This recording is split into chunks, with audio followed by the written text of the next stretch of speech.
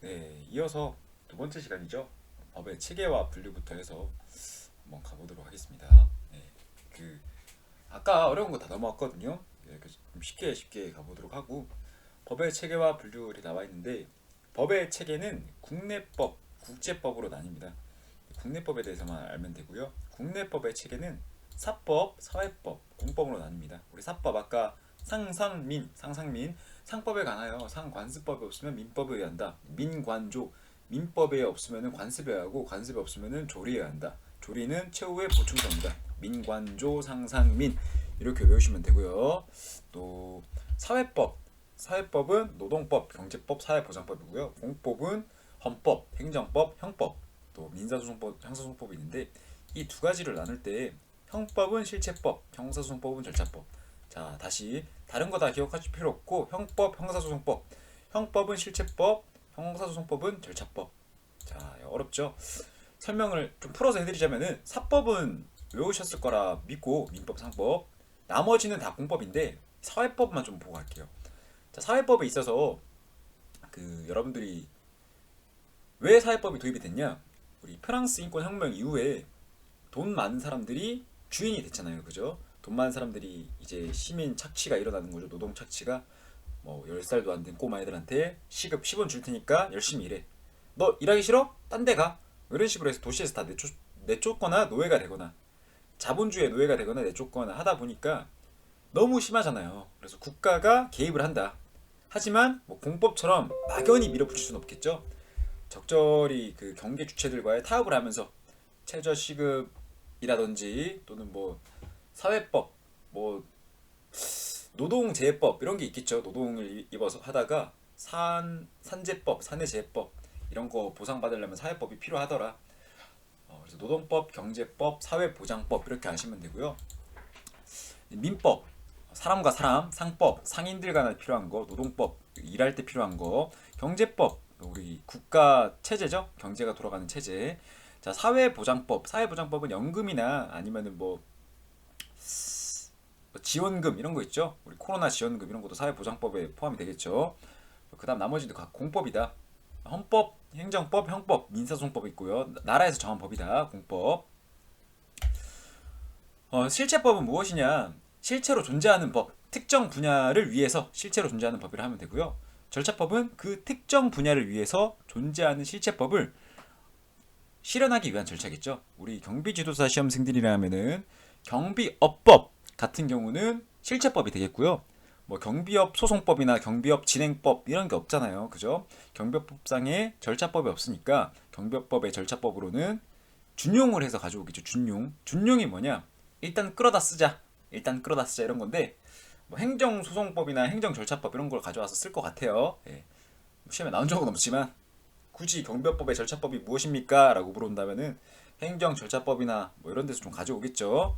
하고요. 절차법은 종류가 많아요. 그래서 뭐 등기법, 부동산 등기법도 절차법이 될 수 있고요. 뭐 행정집행법, 대집행법 이런 것도 절차법이 될 수도 있겠습니다. 절차법은 형법을 진행하기 위한 절차법이다. 민사를 진행하기 위한 절차법이다. 야, 그게 어려워? 예, 어려워요. 왜 어렵냐? 이 실체법은 여러분들이 실체가 존재하는 거기 때문에 딱 보면 알아요. 무슨 말이냐? 살인을 했다. 형법에 의해서 살인죄로 처벌할 거야. 내 기본권, 최저임금 안 준다. 기본권 침해당했네. 헌법으로 갈 거야. 내가 일을 하다가 산재를 입었어. 사회보장법으로 가야겠지. 나 이혼해야겠다. 민법으로 가야겠죠. 나 가게를 차리려 하는데 거래 객체에 대해서 좀 배우고 싶다. 상법으로 가면 되고요. 이러한 거는 하면 되냐 안 되냐. 그러니까 예 아니오 뭐 이런 걸 묻는 거라면은 예 아니오를 정하기 위한 절차가 형사소송법이다. 형사소송법. 왜 어려운지 잠깐 예시만 잠깐 들어드리고 갈게요. 자, 우리나라는 헌법에 형사 재판을 받기 위해서는 법관에 의한 재판을 받아야 된다고 나와 있어요. 법관에 의한 재판. 자, 우선 결과론적으로 봤을 때 유죄건 무죄건 재 판결을 받기 위해서 가는 거잖아요. 그죠? 자, 이 유죄라는 놈을 향해서 우리 가봅시다. 자, 유죄라는 놈으로 가기 위해서는 재판이 필요합니다. 재판. 그죠? 재판. 이 재판을 받아야 되는데 재판이라는 놈한테 가기 위해서는 또 뭐가 필요해요? 자, 기소가 필요합니다. 기소. 검사의 기소가 필요하죠? 자, 자, 기소라는 놈한테 또 가기 위해서는 또 어떻게 해야 될까요? 그럼 막연히 막 기소하면 되나요? 아니죠. 수사라는 게 필요합니다. 수사. 자, 수사. 자, 이런 게 가장 큰 틀이고요. 이거 쉽죠. 이런 거는 뭐 뉴스도 봐도 되고 한 번만 들어도 알잖아요. 그죠? 자, 그럼 여기서 문제가 되는 거 당장에 유죄라는 거에 가기 위해서 얘네가 어떤 것들을 거쳐야 되는지 한번 보도록 하겠습니다. 우선 신고를 할 거잖아요. 그죠? 신고를 하면은 혐의가 있는지 봐야 돼요. 그래서 피내사자라는 개념이 나오고요. 피의자라는 개념이 나옵니다. 피내사자는 이 사람이 혐의가 있는지 알아보기 위해서 조사하겠다. 혐의가 있었네. 살펴보겠다. 피의자. 그래서 피의자가 법원에다 기소를 하게 됩니다. 검사가 기소를 하겠죠. 그러면 피고인이 됩니다. 자, 다시 같은 사람인데 벌써 그 사람이 피내사자에서 피의자, 피고인이 돼버렸네요. 이렇게 벌써 3명이 돼버렸습니다. 쭉 가서 피고인 가서 이제 재판을 받겠죠. 그럼 여기서 이제 확정이 됐다. 그러면 이제 뭐 수형자가 되겠죠. 수형자, 형을 받고 있는 사람, 형을 받아라, 달게 받아라. 그래서 같은 사람이지만 벌써 4사람으로 나뉘었고요. 이 왜 피의자, 피고인이 왜 중요하냐? 변호인 선임권도 문제예요. 자, 헌법에는 변호인 선임권을 언제 할 수 있느냐? 이 형사 피고인, 피의자가 된 때라 돼 있어요. 그래서 체포를 할 때 뭐 변호인 선임권이라는 이런 거 말해야 되겠죠. 하지만 헌법에는 그렇게 나와 있지만 피내사자도 이 형사소송에 말렸을 때 피내사자도 변호인 선임을 할 수 있다라고 법률에 나와 있어요. 아니면 뭐 기본권을 통해서 유출을 하던가요. 뭐 그런 식으로 갑니다. 변호인 선임권도 있고요. 또 형사보상 청구권이라고 해서 내가 무죄인데 이런 거 휘말린 거예요. 그러면은 누구 때부터 주느냐? 피고인 때부터 준다고 되어 있다. 피고인 때부터. 이게 개정이 됐을라나요? 옛날 헌법에서는 피고인만 준다 돼 있었거든요. 잠시만요. 네, 피의자도 받을 수 있네요. 피의자도 구금이 된 경우에 갇혀 있었으니까 일을 못 했으니까 그에 대한 형사 보상도 청구가 가능하더라. 뭐 이러한 개념도 있고요. 여기서 피의자가 있는데 여기서 피의자에 대해서 조사를 할 거 아니에요. 조서라고 하죠. 피의자 조서 이런 걸 써야 되는데 이게 옳게 쓰여진 것이니 아니니 이런 것도 절차를 따진다고요. 그래서 이 조서를 썼어요. 그럼 이 조서가 또 재판 가서 증거물로 제출될 거 아니에요. 그럴 때 뭐 폭력을 써서 조서를 쓴 건지 아니면은 불법한 증거물로 인해서 조서를 썼는지 이런 것도 이 재판에서 따지죠. 다 따진다고요. 이런 절차가 다 어디에 있다? 형사소송법에 있다. 형사소송법. 자, 다시 형법은 뭐만 따지면 되겠어요. 여기서 너가 유죄니 무죄니? 이것만 따지면 된다고요. 그게 뭐다? 형법, 실체법이다. 하지만 이거를 실현하기 위한 절차, 아까 말했다시피 이러한 모든 절차들이 뭐다? 절차법이다. 절차법. 그리고 뭐 이렇게 해서 뭐 재판 가더라도 뭐 1심, 2심, 3심, 뭐 항소, 상고 뭐 이러한 개념도 있고요. 또 면소 판결, 무죄, 굳이 유죄가 아니더라도 면소 판결, 뭐 공소 기각 결정, 뭐 이러한 개념도 있어요. 그런 거는 이제 형법이나 형사소송법에 알려드릴 건데 거기 가서 이러한 걸 알아야 되기 때문에 복잡하더라. 너 근데 왜 지금 왜 알려줘? 나중에 알려주면 되지. 맛보기죠. 이게 처음에 그냥 법학개론을 딱 알려주면은 안 돼요. 이게 필요할 때 조금씩 야금야금 알려드려서 큰 틀을 알려줘야지 이 나중에 형법 가서도 여기서 좀 가져오고 저기서 좀 가져오고 해서 이해가 돼요. 그래서 굳이 좀 시간을 한 2, 3분 더 잡아먹더라도 형사소송법이 어떠한 느낌인지 알려드리려고 알려드린 거고요. 이걸 알아야지 이제 여러분들이 형법 배우고 형법도 막 배워야 될 게 많거든요. 이론적인 부분이 많아서 뭐 부진정 부작위범, 부진정 신분범, 부진정 결과적 가중범 이런 것도 막 다 알아야 돼요. 그래서 그런 것들 개념을 다 알고 나서도 이 소송법 힘이 딱 빠지죠. 왜? 우리가 살면서 겪던 일들이 아니니까 처음 보는 개념을 알아야 되니까 힘이 딱 빠지는데 그때도 이걸 알아야 된다. 지금 알고 가면 좀 더 와닿겠죠. 네. 자, 국내법과 국제법 이거는 뭐 읽어보시면 되는 내용입니다. 중요한 거는 국제사법, 국민과 외국인 이런 거 관계에 있어서도 국제사법은 국내법에 속하더라. 이게 법률로 입법으로 만들어진 거거든요. 국제사법은 국내법에 속한다. 공법과 사법, 사회법 설명해 드렸고요. 일반분 특별법 이것도 설명해 드렸습니다. 네, 군형법은 형법에 있어서 군인에 관하여 특별법이 되겠습니다. 실체법, 절차법 알려드렸고요. 자, 강행법과 임의법. 자, 임의법은 당사자들끼리 쓰는 걸 말하고요. 강행법은 당사자의 의견 불문하고 무조건 쓰는 겁니다. 다시 임의법은 당사자가 법과 다른 의사를 표시하지 않는 경우에 적용되는 법이고요. 강행법 같은 경우에는 의사 불문하고 적용되는 법이라고 보시면 되겠습니다. 뭐가 있을까요? 최근에 강행적으로 일어나는 게 뭐 있을라나요? 이게 법은 아니지만 우리 마스크 착용, 실내 마스크 착용 있죠? 이게 법으로 정해진 건 아니지만 보건 목적을 위해서 시행 규칙이나 시행령으로 시행이 됐죠. 시행령과 시행 규칙도 뭐다? 법규다. 법규인데 이제 법률보다는 좀 약한, 법보다는 약한 하위법이다. 하위법. 그렇기 때문에 그 하위법 내에서는 강행법으로 보시면 되겠죠. 반대로 임의법, 당사자가 법과 다른 의사를 표시하지 않는 경우에 하나요? 적용되는 거. 이런 거는 예시를 들 수가 없겠네요. 그냥 평상시가 모두가 임의법이기 때문에 어떠한 예시가 있냐? 우리 물건 살 때 있죠. 휴대폰 살 때 이 휴대폰 잘못되면은 어디다 고발하겠다? 소비자 보호자, 소비자 권익 보호 신고센터인가요? 예, 거기다 신고를 하면 되겠죠. 이런 거를 뭐 당신은 하지 마세요 이렇게 표시를 하진 않았지만 당연히 적용되잖아요. 그죠? 다 민법이나 손해배상법이 전용이 되는 거, 이런 걸 입인법으로 보시면 되겠고요. 자, 고유법, 개수법. 다른 나라에서 가지고 온 거죠. 다른 나라에서 가지고 온 거. 예시를 들 만한 법이 딱히 없어서 보통 모든 게 다 그렇죠. 선진국이나 선발 주자가 아니면은 잘 되는 걸 보고 다 가지고 오는 거죠. 예. 개수법.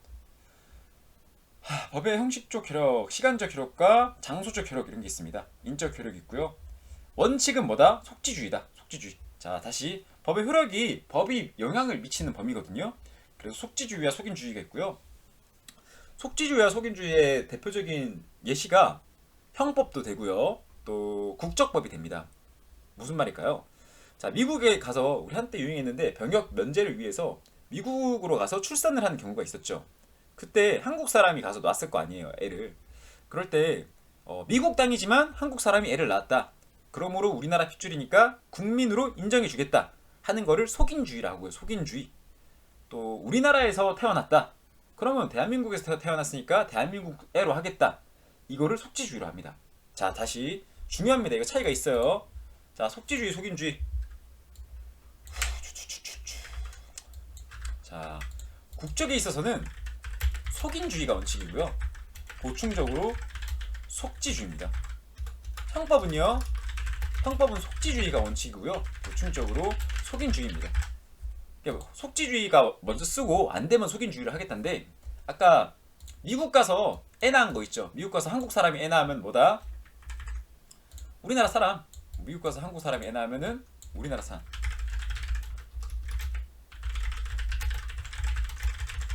반대인 경우도 있겠죠. 한국에서 미국 사람이 애를 낳았다. 미국 부부입니다. 미국 부부. 그럼 얘는 미국인이에요. 한국 사람이 아니라. 근데 한국에서 출생 불분명의 애가 나왔다. 그러면은 우리나라 사람입니다. 왜냐? 이 사람은 사람이 누군지 모르니까. 낳은 사람이. 자, 다시. 그래서 보충적으로 속지주의란 말인 거예요. 이게 좀 와닿으시죠? 이 속지주의, 속인주의 말이. 또 반대로 형법은요. 우리나라에서 미국인이 한국인을 죽여요.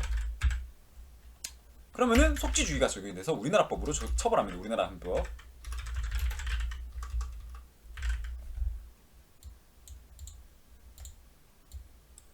만약에 우리나라에서 미국인을 죽이면요, 그럼 우리나라에서 처벌할 필요가 없겠죠. 우리나라 국민이 아니니까, 그죠? 우리나라 법인이나 우리나라 국민이 피해를 입었을 때 적용하는 게 형법입니다. 형법, 우리나라 형법. 자, 우리나라 반대로 미국에서 한국인이 미국인을 죽여요. 이거는 미국 형법이 적용됩니다. 어떤 느낌인지 좀 와닿으시죠? 예. 그럼 애매한 거. 자, 여기서 또 애매한 거 알려드릴게요. 베이징에 있는 한국 대사관에서 중국인이 중국인을 죽였다. 자, 이거 어떻게 될까요? 한국 대사관을 한국 땅으로 볼까요? 아닙니다. 이거는 뭐 속지주의가 적용이 안 되고 중국 형법이 적용됩니다. 이런 건 이제 형법 판례 시간이나 형법 시간에 가서 배우는 거고요. 법학교로 돼 있는 형법이나 이런 데서 안 배웁니다. 한번 속지주의나 속인주의가 왜 애매한가 알려드리려고 예시를 든 것뿐이고요.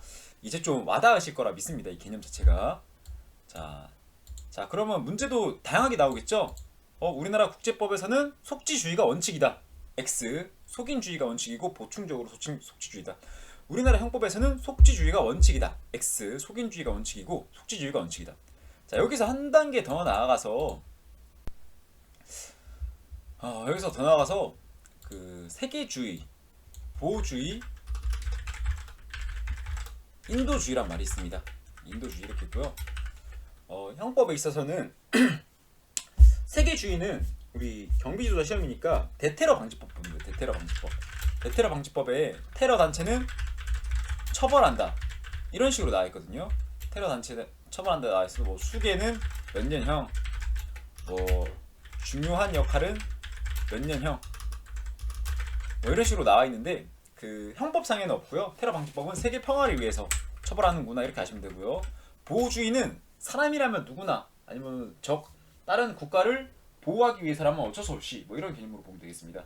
그래서 범죄가 내외 국통 유문인데 인신매매죄가 마지막이거든요. 내란죄, 외환죄, 외환 유통죄. 외란죄인가요? 또 뭐 통화 유사물 제조. 예시로 들만한 게 이거밖에 없네요. 인신매매. 자, 인신매매를 해요. 영국 사람이 중국 사람을 팔아요. 그러면은 우리나라 법익을 침해한 건 아니지만 세계인의 관점에서 볼 때 이런 건 보호해주자. 사람 보호해줘야지 이러면서 인신매매범을 처벌하겠죠. 이런 걸 보호주의를 하고요. 인도주의는 반대로 이제 북한 이탈자. 자, 북한 이탈 주민 이거 그 북한으로 돌려보내면 어떻게 될까요? 사형 받겠죠. 뭐 그런 것처럼 자기가 있는 나라에 뭐 중대 범죄를 저질렀는데 돌려보내주면 죽을 것 같다. 이런 거는 인도주의상 우리가 보호하겠다. 이런 걸 인도주의 개념으로 보시면 되겠습니다. 자, 우리 배운 거 지금 뭐뭐 있어요? 속지주의, 속인주의, 세계주의, 보호주의, 인도주의 있고요. 기출문제 나왔던 것 중에 하나는 기국주의입니다. 기국주의. 기국주의가 뭐냐? 깃발을 따라가겠다 해서 기국주의는 속지주의로 보시면 되거든요. 자, 대한민국 태극기가 있는 비행기나 배에서 살인사건이 일어났어요. 그러면은 대한민국 형법이 적용된다. 반대로 미국 국기가 있는 비행기에서 한국 사람이 죽었다. 죄송합니다. 그렇게 말씀하시면 안 되고. 자, 미국 국기가 있는 비행기에서 살인사건이 일어났다. 그럼 일단 원칙적으로 미국 형법이고요. 더 나아가서 재밌는 문제를 한번 말씀해 드릴게요. 이건 어떻게 할까요? 자, 예시문 이건 형법에서 나오는 거거든요. 미국 국기가 붙은 미국 국적의 비행기에서 한국 사람이 중국인에게 살인을 당했다. 자, 이 경우 어떤 형법이 적용될까요? 하나만 적용되는 게 아닙니다. 이때는 기국주의에 의해서 미국 형법, 그러니까 속지주의가 되는 거고요. 우리나라 사람이 피해를 받았으니까 속인주의가 적용이 되겠죠. 속인주의로 우리나라 형법이 가능하고요. 미국 형법이고요. 또 중국도 중국인이 살인을 저질렀으니까 중국 형법이 적용이 되겠죠. 속인주의에 의해서. 이런 식으로 정리를 하면 되겠습니다. 또 반대로 살인이 아니라 중국 사람이 뭐 한국 사람을 팔았다. 이러면은 여기서 갑자기 또 영국에서 보호주의라는 개념으로 또 개입을 할 수도 있겠죠. 네. 이런 개념. 그러면 이 장소적 범위에 대해서는 다 배웠고요. 나머지는 이제 시간적 효력에 대해서 좀 보도록 하겠습니다. 이 법을 입법할 때 시행일부터 폐지일까지를 만듭니다. 그러니까 법을 만든다고 해서 무조건 그날부터 효력이 발생하는 건 아니고요. 자, 우리 법 만들었으니까 며칠부터 며칠까지 효력을 발생시키겠습니다. 가령 이번에 코로나 같은 거 있죠? 어때요? 일주일마다 기준이 계속 바뀌었잖아요. 그죠? 뭐 5명까지 된다, 6명이서 된다 이런 것처럼 시간적 효력이 원래 있다. 원래 법령은 공포한 때로부터 20일이 경과해야 효력이 생깁니다. 20일 20일이 경과해야지 효력이 발생하고요. 이 공포 같은 경우는 15일 이내, 대통령이 15일 이내에 공포를 해야 합니다. 특별한 명시가 없으면은 공포 후 20일이 경과함으로써 효력이 발생합니다. 좀 복잡하죠. 그러니까 이게 입법, 우리 아까 성문법이니까 입법 절차를 맞춰야 될 거 아니에요, 그죠? 입법 절차를 통과하면은 법률이 문서로 쫙 나올 거 아니에요. 이걸 대통령이 15일 이내에 공포를 합니다. 자, 우리나라 이거 입법부에서 이렇게 만들었으니까 시행할게요 라고 해요. 그러면 제일 좋은 건 뭐겠어요? 법률 시행일이 명시되어 있으면은 그대로 한다. 근데 법률 시행일이 없다. 법률 시행일이 없으면 어떻게 해라? 공포 후 20일 이후에 시행된다. 알겠죠? 아이고. 그리고 이 공포하는 거, 이 기간, 이게 15일이다. 이 정도로 하면 되겠고요. 자, 헌시법과 법령 불소급의 원칙이 있습니다. 법령 불소급의 원칙. 헌시법은 유효기간을 미리 정해놓은 거고요. 폐지일이 정해져 있고요. 법령 불소급의 원칙이 어떤 개념이냐? 이렇게 공포 후에 20일 이후에 시행이 되잖아요, 그죠? 자, 그럼 이 경우는 어떻게 될까요? 예를 들어서 짬비 처벌법 이렇게 만들어진 거예요. 짬비 처벌법. 뭐 짬비로 공부한 사람은 모두 경비지도사 무효 뭐 이렇게 한 거예요. 갑자기 입법이. 자, 그러면은 이거를 법령 불소급의 원칙이 어떤 개념이냐? 이게 5월 20일자로 시행을 하겠다. 몇 년부터? 2022년부터. 자, 그러면은 이 짬비가 5년 됐거든요. 그러면 2020년에 짬비로 공부를 해서 경비지도사를 취득한 사람, 이 사람도 그러면 경비지도사가 무효가 돼야 될까요? 안 된다고요. 이 법령 불소급. 이 사람은 무효가 아니다. 이 사람까지 이거를 적용시키면 안 된다. 이 이후에 20일 이후에 공부한 사람이 무효가 되겠죠. 이게 법령 불소급의 원칙이고요. 형법에 있어서 가장 중요하고요. 범죄 후 법률의 변경에 의하여 그 행위가 범죄를 구성하지 아니하거나 경한 때에는 신법에 의한다. 신법주의인데 우리 뭐가 있을까요? 간통죄 있죠. 간통죄. 간통죄가 사라졌잖아요. 그죠? 그래서 간통죄를 예시로 들면 되겠죠. 간통죄가 범죄를 구성하지 아니하거나 경한 때에는 신법에 의한다. 신법에 의한다. 이건 나중에 형법 가면 또 나오니까 넘어가도록 하겠습니다. 나머지 다 말씀해 드렸고요.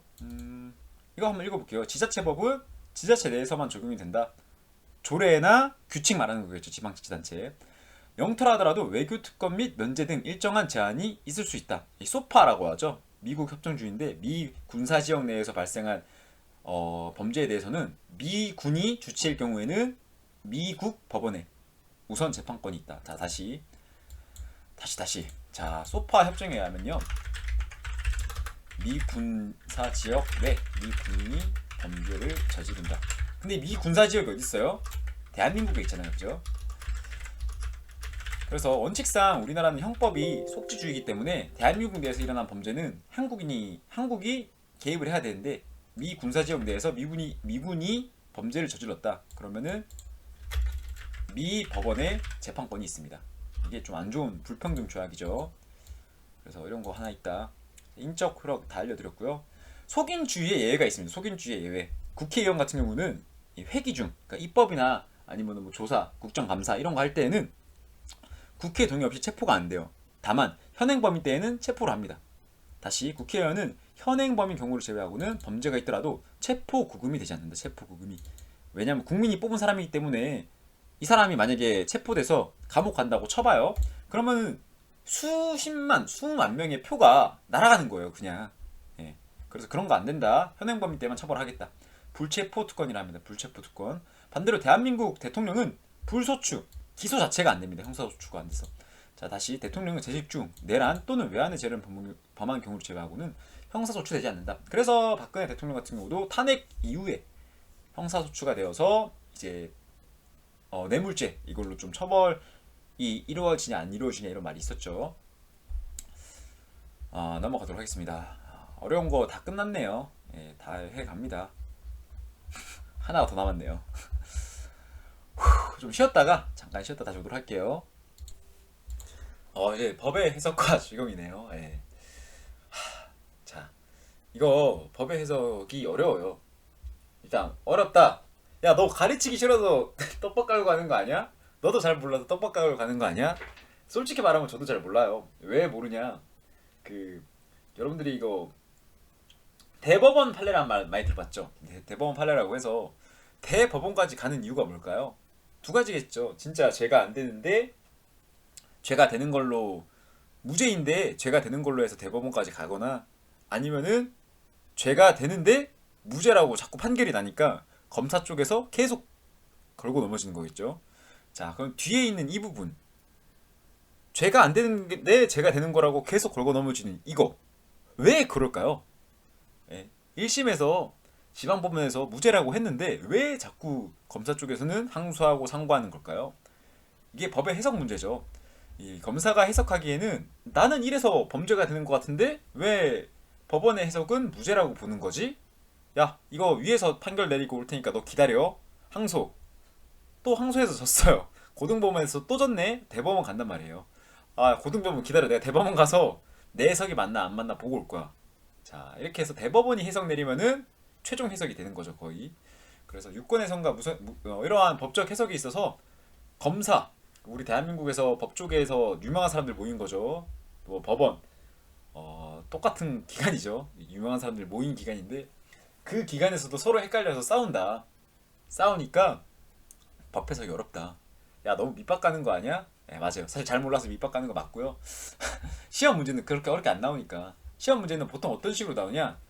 물리 해석이란 무엇이냐? 그래서 문법에 조차 해석하는 방법이다. 논리 해석은 무엇이냐?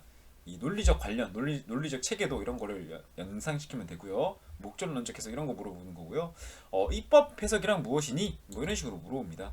그리고 더 나아가서 이 무권 해석 있죠. 무권 해석은 학리적 해석이기 때문에 당연해석, 당연해석, 뭐 또 유추해석, 축소해석, 확대해석 뭐 이렇게 또 나뉘기도 합니다. 보시면은 여기 있죠. 확대해석, 축소해석 뭐 이런 게 있는데 이게 중요해요. 이게 항상 문제가 되거든요. 왜냐하면은 사실 법은 쉬워요. 법은 적용만 하면 되거든요. 근데 법을 어디다 적용하는 게 문제예요? 사실에 적용하잖아요. 발생한 사실이 무엇이냐에 따라서 법이 적용된다고요. 가령 옛날 단적인 예로 한 10년 전만 해도 불과 힘내 이러면서 어깨를 토닥토닥 거렸어요. 지금에선 당연히 성추행이지만 그때는 힘내라는 경로의 차원에서 어깨를 두드렸다. 이게 무슨 성추행이냐? 성추행은 뭐 성기나 가슴, 뭐 키스 이런 건 내가 성추행인 거 인정하겠다. 근데 힘내라고 어깨 두드린 정도로 난 인정 못하겠다. 그래서 이 어깨 두드린 행위가 해석상 성추행이 될 수 있나 없나 이런 걸로도 옛날에 문제였다고요. 그러니까 사실에 적용에 있어서 힘드니까 법을 사실에 적용시키는 해석 그게 힘드니까 하는 거고요. 자, 물리 해석 법문을 그대로 해석하는 걸 말하고요. 확장 해석 법문을 확장해서 축소 해석 법문을 더 축소시켜서 반대 해석 반대로 해석하는 거죠. 물론 해석 당연히 그런 거 보정 해석 추가적으로 더 추가시키는 거 연역 해석 이 여러 자료들 끌고 와서 하는 거 유추해서 하는 거 야 너무 막 말하는 거 아니야? 예. 일단 구분 짓는 이 단어로 좀 유추가 된다 해석에 있어서 이렇게 하시면 되고요. 문제에서는 다음 중 유권 해석인 것을 고르시오 하면은 반대 해석, 물론 해석, 연역 해석 나오고 입법 해석 이런 식으로 하나가 나옵니다. 대한민국은 3권 분립 국가죠. 입사행이라고 해서 입법부, 사법부, 행정부가 있는데 그 기관에서 하는 법적 해석을 유권 해석이라고 합니다. 유권 해석 하나만 일단 기억하는 거 포인트 하나 그리고 이 법령의 해석을 적용시키는 거 무권 해석 이 무권 해석은 문제로 보면 되는데 여기 이 물론 해석 하나만 잡고 갈게요. 자, 나머지 법령에 있어서 해석의 기준이 있어서 두 가지 사용만 기억하고 갑시다. 자, 유추 해석과 확장 해석 뭐 이런 거 원래 법령에 해석이 있어서 법문 그대로 해석해야 되거든요. 형법에 있어서 형법의 적용은 유추 해석이나 뭐 확장 해석을 해서는 아니 된다 라고 나와 있어요. 원칙은 이거고요. 단 피고인에게 유리할 때는 그러하지 아니한다 라고 설명을 합니다. 무슨 말이냐? 내가 검사다 피고인을 처벌받게 하기 위해서 억지로 법령의 해석을 마음대로 늘리면 안 되겠다. 아까 방금 말씀드렸듯이 어깨 토닥이는 거 검사 입장에서는 이게 성추행이라고 봤을 거 아니에요. 그래서 이거를 이 사람 성추행범입니다 해서 계속 밀어붙이는 건데, 이 기준, 어깨를 토닥이는 거를 성추행으로 보겠다, 뭐 성기를 만진 것과 똑같이 치겠다, 이 기준이 잡히기까지 얼마나 많은 사실들이 있었겠어요. 90년도에도 분명히 누군가는 누군가의 어깨를 두드렸을 테고, 2000년도에도 누군가 두드렸을 테고, 2010년도 11년도쯤에는 인식이 바뀌어서 이제 두드리는 것도 성추행이다, 성관념을 깬다, 타인의 성적 결정권을 침해하는 것이다 라고 해서 성추행이 된 거죠. 그래서 90년도 2000년도에서는 유치해 성인 확장해서 안 됐던 건데, 이제 2010년도에 있어서는 이 해석을 만지는 것도 성추행으로 보겠다. 반대로 말하면 이 사건이 80년도나 90년대 때는 이게 아니다라고, 그러니까 해석이 꼭 맞다가 해석이 아니거든요. 다시 설명이 애매하네. 자, 원래 지금 이게 요구하는 게 O 아니면 X, 그러니까 법이라는 기준이 이 사람들이 기준인데, 이게 옳고 그름이다 이렇게 생각한다니까요. 이게 아니라, 이 옳고 그름은 여러분들이 해석한 결과잖아요, 그죠? 결과가 옳고 그름인데, 이 결과로 가기 위해서 유추 해석이나 학대 해석을 하지 말란 뜻이에요. 그러니까 80년대 90년대 때에는 뭐 피해자 입장에서는 아니었고 피고인 입장에서는 맞았고, 뭐 이런 거를 마음대로 하지 말았어라. 근데 피고인, 즉 피고인이 자기는 경로의 차에서 만졌다라고 말한 게 80년대 90년대에서는, 다시 설명을 처음부터 다시 드릴게요. 자, 우선 내가 어깨 토닥이는 거, 이거 신체적 접촉이 맞죠? 맞는데 이게 성추행이라는 기준에 적용시킬 때 이게 피고인한테 불리하면 어떻게 되겠어요? 그러면은 제 법을 해석해보니까 피고인한테 불리하게 해석하겠다 하면은 유죄가 되는 거고, 피고인한테 유리하게 해석하면은 무죄가 되는 거죠. 그래서 80년대 90년대까지만 해도 이 어깨 두드리는 것 정도는 성적 결정권을 침해하는 게 아니었어서, 유추 해석이나 확장 해석이 맞지만, 어깨 두드리는 거 맞지만 처벌이 안 했었고, 10년도에 있어서는 이거를 뭐 유추 해석 확장 해석을 통해서 일단 처음에는 성추행이다라고 했겠죠. 그리고 이러한 해석이 잡혔으니까 이제 타인의 허락 없이 신체 접촉하는 것 자체가 안 되는 거로 바뀐 걸로 보시면 되겠습니다. 야, 이거 설명하는데 이렇게 극단적으로 설명까지 해야 돼? 이렇게 해야 여러분들 안 까먹죠. 네. 그거 아니면 어떻게 할 건데? 아니어도 문제 맞출 수 있어요. 무조건 이렇게 나오기 때문에. 자, 유추해석 다시. 유추해석 확장해석 금지. 어떨 때? 불리할 때. 단, 피고인에게 유리할 때 가능. 이게 형법에 있어서 중요한 거고요. 그래서 당연 해석이라는 게 있어요. 당연 해석. 이게 해석의 기준이 얼마나 나뉘는지 한번 예시만 들어볼게요. 자, 우리 여러분 자동차 도로 있죠. 자동차 도로. 반대로 말하면 차량 전용 도로라고 하죠. 이 차량 전용 도로에 택시가 지나갑니다. 오, 차량 전용이니까 맞네. 자, 여러분들이 교통경찰이에요. 택시 한 대 지나가네. 오케이, 지나가. 자, 두 번째, 경차가 지나갑니다. 경차, 너도 차지. 지나가. 자, 세 번째, 갑자기 요즘 유행하는 거 뭐 있죠? 전동 킥보드가 지나간다. 이거 차야? 자, 그런 와중에 뒤에 저 멀리서 같이 말소리가 들려요. 탁탁탁탁탁탁. 마차가 지나가려고 합니다. 야, 이것도 차야? 얼마나 애매할까요? 그쵸? 그래서 그러한 해석에 있어서 만약에 이 당연히 받아들여지는 거 예시를 들면은, 어떠한 예시가 있냐면은, 검사 쪽에서는 이 동물을 죽이는 걸 뭐라 하죠? 도살. 이 도살 행위에 있어서 법조문이 이렇게 돼 있거든요. 누구든지 소나 말, 양을 도살하면 안 된다. 허가받지 않고 도축하거나 도살하면은 아니 된다. 라고 나와 있었어요. 근데 염소를 누군가 도살한 거예요. 염소를 도살했는데, 이 검사가 해석하기에는 이것도 양이랑 다를 게 없다, 처벌해야 된다 한 거고요. 법원의 판결은 어떻게 나왔냐? 염소를 뭐 당연히 포함시키면 안 된다. 염소를 해당 법조문에 포함시키면 안 된다. 자, 다시 같은 법조문이고 같은 사실인데 검사는 당연 해석을 해서 당연히 포함된다고 주장을 했고, 법원은 아니라고 했다. 자, 이 개념이 어떻게 된 건지 알겠죠? 이거 기출 문제니까 아셔야 해요. 네. 당연 해석. 보통 그래서 당연 해석은 어떨 때 허용이 되냐? 물론 해석은 그 행위로 인해서 모두에게 이윤이 될 때, 다시 행위로 인해서 모두에게 이윤이 될 때 많이 씁니다.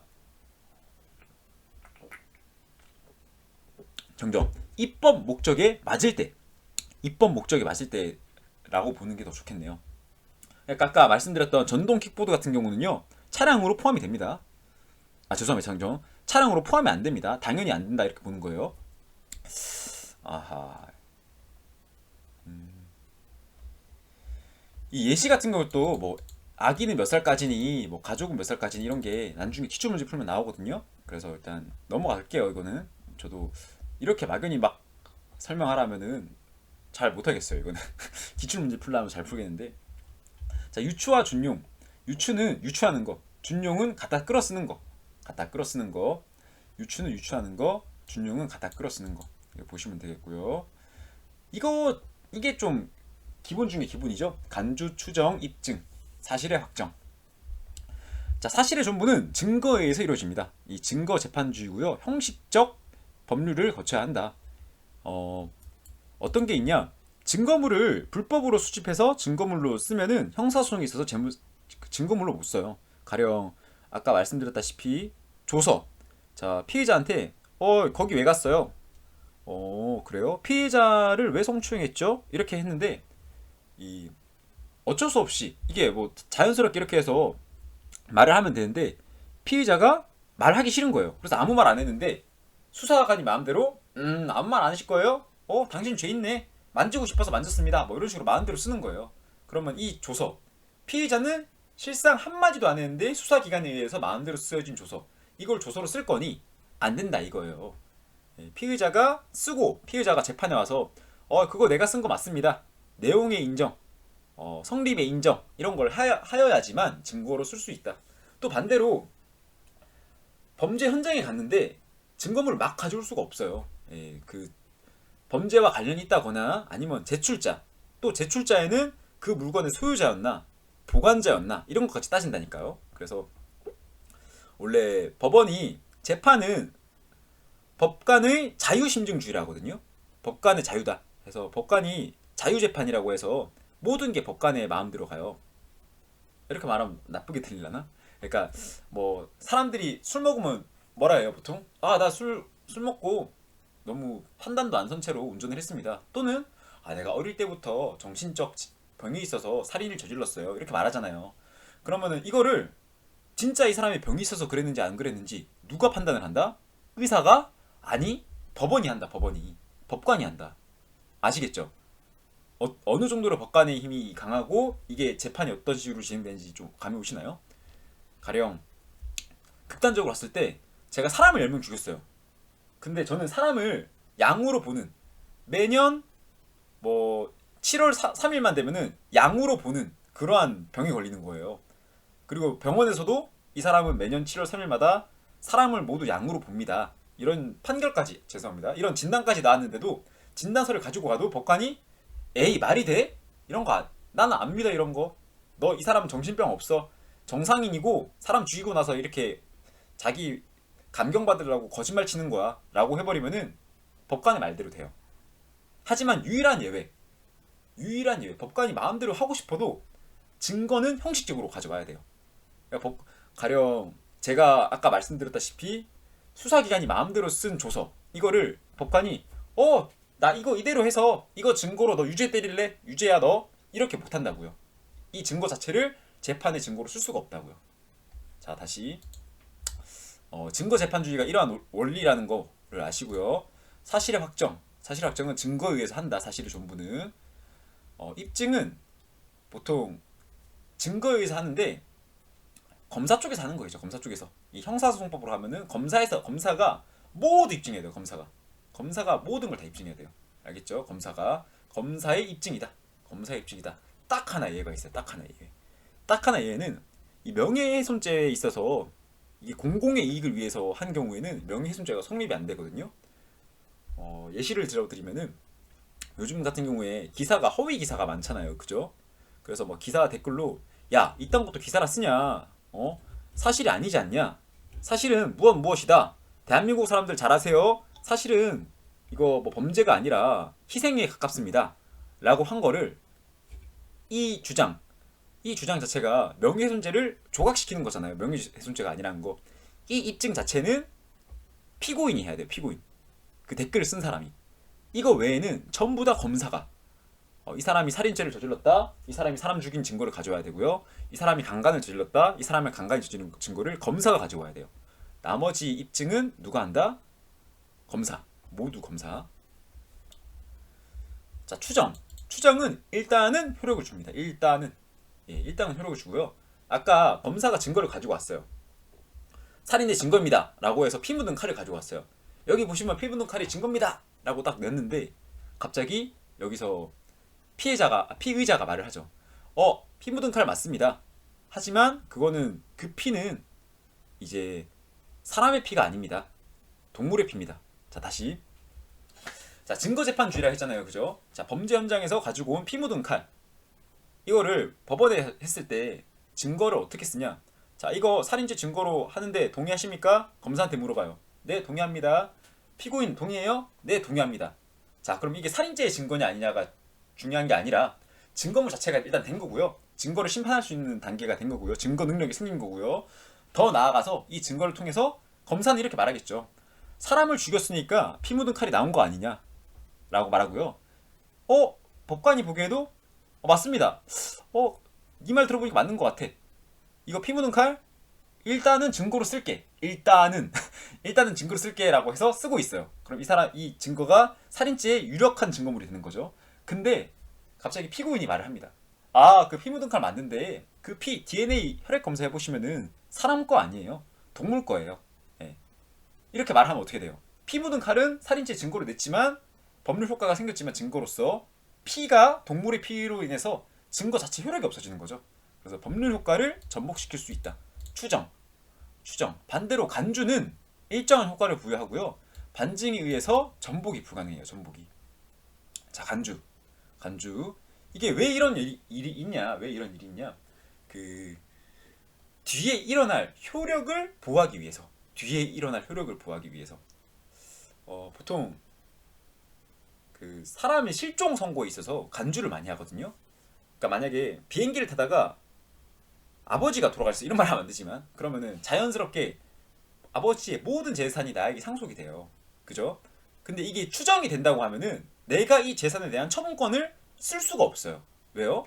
내가 만약에 아버지한테 10억짜리 빌딩을 상속받아서 아버지가 돌아가셔서 제가 아버지가 뭐 시체가 안 났지만 실종 사건으로 인해서 사망한 것으로 간주가 돼요. 그런 경우에는 내 재산이 되고 내가 마음대로 처벌해야지 이 10억짜리 빌딩을 산 사람이 자기가 이 건물을 쓸 수 있을 거 아니에요. 만약에 추정한다고 가정을 하면은 아버지가 살아서 돌아왔어요.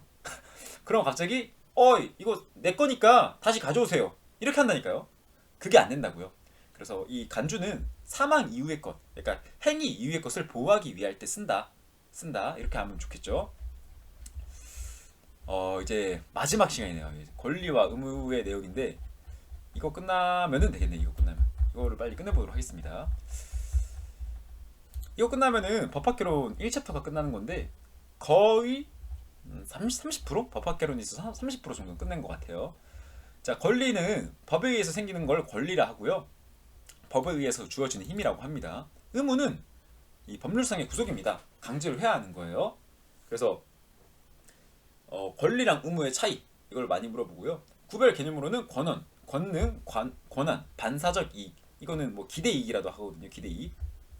이렇게 아시면 되고, 원은 법률적 사실적 행위를 통해서 정당화하는 근거, 법률상의 원인, 소유권이라 하고요. 권능은 개개인의 힘 또는 작용, 그 권리에서 파생되는 개개의 힘, 작용이라고 보시면 되겠습니다.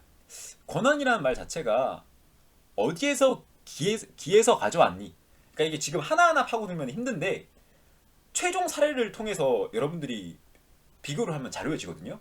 가령 뭐 누가 제 가방을 가져가고 있어요. 가방을. 그래서 야, 이거 내 거야 이러면서 탁 걔를 붙잡아요.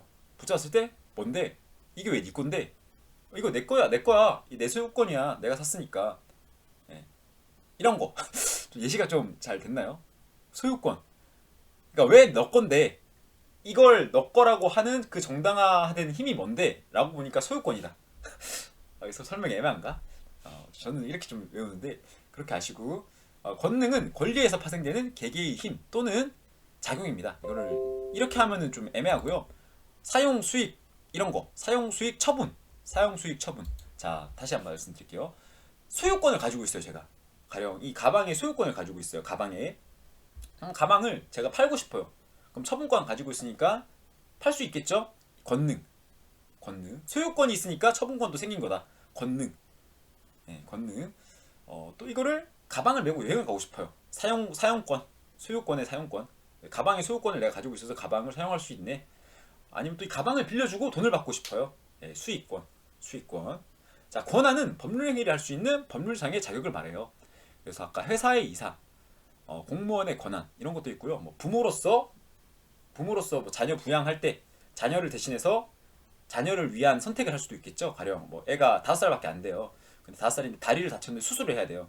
그러면 부모가 동의를 해서 수술할 수도 있겠죠. 이런 걸 권한이라고 합니다.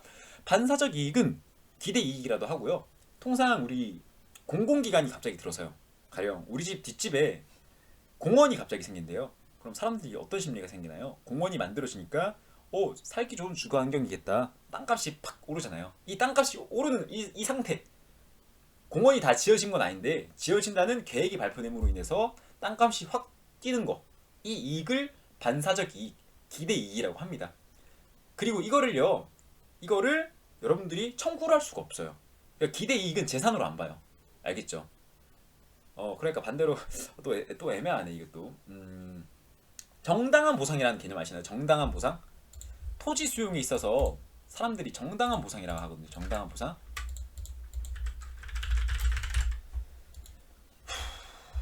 이제 지금 같은 경우는 집이 많이 없잖아요. 그죠? 집이 많이 없어서 집을 많이 만들기 위해서 1층짜리 주택을 많이 사서 뭐 30층, 40층을 올려버리죠. 근데 1층짜리 사는 집주인이라 하더라도 나가서 살기 싫은 사람이 있을 거 아니에요. 집을 뭐 가문 대대로 물려오는 집이다. 난 이 집을 보존하고 싶다. 이런 사람이 있을 거 아니에요. 그런 사람한테 주는 거는 정당한 보상입니다. 정당한 보상. 자, 뭐 A 구역에 있어서 이 재개발한 그 지역에 대해서 뭐 5천 세대를 위한 집을 짓는다고 하니까 정당한 보상을 준다고 쳐봐요. 그럼 이 5천 세대 옆에 있는 땅, 거기는 이제 사람이 많이 들어온다고 하니까 갑자기 집값이 오르겠죠? 그거는 반사적 이익인 거예요. 그래서 이러한 정당한 보상은 여러분들이 청구권이 생기고요. 이 5천 세대가 들어오는 아파트 옆 단지에서 재수가 좋아서 땅값이 오르는 사람, 이 사람은 반사적 이익으로서 얘 결과가 어찌 됐던 여기에 돈을 달라고 청구를 못한다 이거죠. 그리고 반대로 갑자기 5천 세대를 수용하기로 했는데 도시 개발 계획이 바뀌어서 이 지역이 아니라 다른 데로 가게 됐다. 그럴 때는 이 기대이익이 다시 사라지겠죠. 이런 걸 청구를 못합니다. 자, 권리 능력, 권리와 의무의 주체, 자연인. 주체는 자연인과 법인이고요. 경비업법으로 가시면은 경비업법은 법인으로 한다라고 되어 있어요. 이 자연인과 법인에 있어서 중요한 게 기본권의 주체가 될 수 있냐 없냐입니다. 자, 우리 헌법에는 없지만 조리에 의해서 당연히 있다고 인정되는 거 뭐 있어요? 생명권이라는 거 있죠. 생명권. 자, 자연인은 이 생명권의 주체가 될 수 있습니다. 법인은 주체가 될 수 없어요. 알겠죠? 법인은 사람이 만든 거잖아요. 그죠? 자연은 자연스럽게 만들어진 거고, 법인은 뭐 삼성이나 아니면은 뭐 학교 법인 이런 거는 사람들이 모여서 필요에 의해서 법적 힘을 만들려고 창조된 제품이기 때문에 생명권을 인정할 수 없어요. 근데 이 법인도 이 기본권이 인정되는 경우가 있어요. 인격권, 명예권. 가령 뭐 제가 삼성 휴대폰을 쓰는데 이 삼성 휴대폰이 알고 보니까 중국산 제품으로 만들어진 거더라. 이런 식으로 헛소문을 퍼뜨리면 어떻게 돼요? 삼성의 경제적 이익을 깎아먹는 거죠. 명예권을 없애버리는 거잖아요. 그래서 법인도 기본권의 주체가 될 수 있다. 또 기본권 외적인 것들 있죠. 민법상 권리. 가령 여러분 등기부 등본 떼보면요. 소유권이죠. 소유권. 이 소유자가 사람인 경우가 있고요. 법인인 경우가 있어요. 그래서 법인도 이러한 소유권 같은 거는 누릴 수 있다. 그래서 이렇게 보시면 되고 경비업법에서는 법인만 가능하다. 자연인은 출생시부터 사망시까지 권리 의무의 주체가 되고요. 이게 한때 유행이었어요. 한때. 왜? 한때 그 낙태 때문에 태아한테 생명권을 인정할 거냐, 기본권을 인정할 거냐라고 해서 문제가 되었던 문제가 있습니다. 자, 지금은 자연인은 뭐다? 출생시부터 사망시까지고요. 출생시는 형법에 있어서는 진통설입니다. 진통설. 산모가 진통을 느끼는 순간부터, 출산을 위한 진통을 느끼는 순간부터 이제 태아가 아닌 사람으로 봐요. 태아가 아닌 사람으로. 이렇게 하시면 되겠고요. 쭉쭉 넘어가도록 하겠습니다. 이런 게 있구나. 이거 좋은 내용이네. 자, 이제 내용의 권리의 분류가 나옵니다. 내용에 의한 분류와 작용에 의한 분류와 이전성에 따른 분류인데, 쉬운 것부터 한번 가보도록 할게요. 이전성. 이게 사람한테 권리가 기속되냐 기속이 안 되냐 이런 걸로 따져요. 그래서 초상권 같은 경우는 내가 아들한테 물릴 수 없죠. 내 얼굴 초상권을 너 가져가 이렇게 못 하잖아요. 그죠?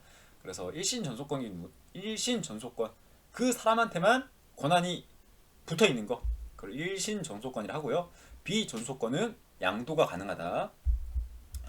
자, 작용에 따른 분류와 내용에 따른 분류를 쉽게 외우시고 싶으면 신인제사, 항구지형 이렇게 외우면 됩니다. 기출문제는 내용에 관한 분류가 아닌 것은 이렇게 나오기 때문에 뭐 항범권 아니면 청구권 이런 것만 외우면 되고요. 작용에 따른 분류니까 어떤 행위에 의한 분류겠죠. 그래서 항범권은 내가 주장하는 거, 내가 그 의견에 대해서 저지하는 거. 가령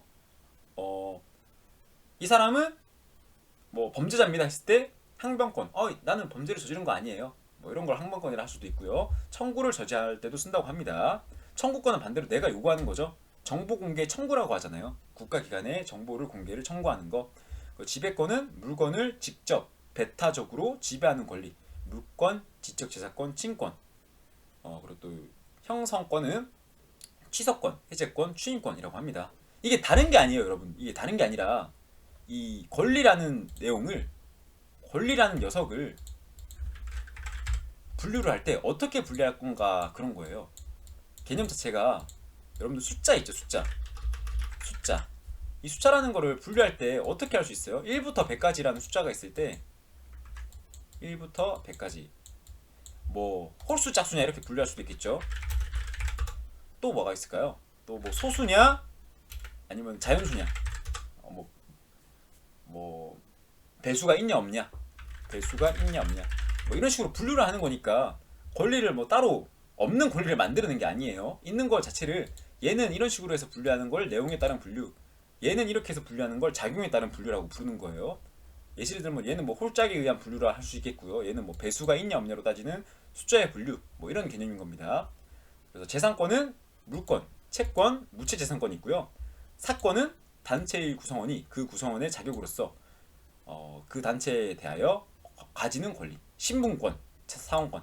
사원권을 좀 자세히 보시기 바랍니다. 사원권. 7번 권리의 행사와 제한. 권리의 행사 의무의 이행은 신의조차 성실히 하여야 한다. 자, 짬비가 누군가한테 100만원을 빌려줍니다. 그럼 나는 채권자가 되고 100만원 빌린 사람은 채무자가 되겠죠. 그래서 이 내 권리, 돈 받을 권리가 있는 거잖아요. 저는 그래서 돈 받을 권리를 위해서 그 100만원 줄 때까지 널 때릴 거야, 이런 거 안 된다고요. 100만원을 빌려서 만약에 그 사람이 돈을 안 준다 그러면은 법원에다가 청구해라. 법원에 청구해서 그 사람의 재산을 뺏어서 뭐 대체적으로 돈을 받던지 알아서 하라. 이런 거를 신의성실의 원칙, 또 권리남용 금지의 원칙이 되겠습니다. 자, 신의성실의 원칙은 상규에 맞게 해라, 이렇게 하시면 되겠습니다. 상규에 맞게 하는 거고요. 이걸 더 세부적으로 파고들면 사모실이라고 해서 모순행위 금지. 이거 모순행위, 신뢰를 해치는 행위를 하지 마라. 서로의 신뢰를 해치는 행위를 하지 마라. 처음에 계약을 했는데 야, 알고 보니까 나는 그 계약 그대로 하면 안 되겠다. 보통 보험에서 이런 거 많죠. 보험에서 자기가 병 있는 걸 숨기고 가입을 해가지고 보험금 타가는 거, 이런 거 다 안 됩니다, 사실. 자, 사정 변경의 원칙.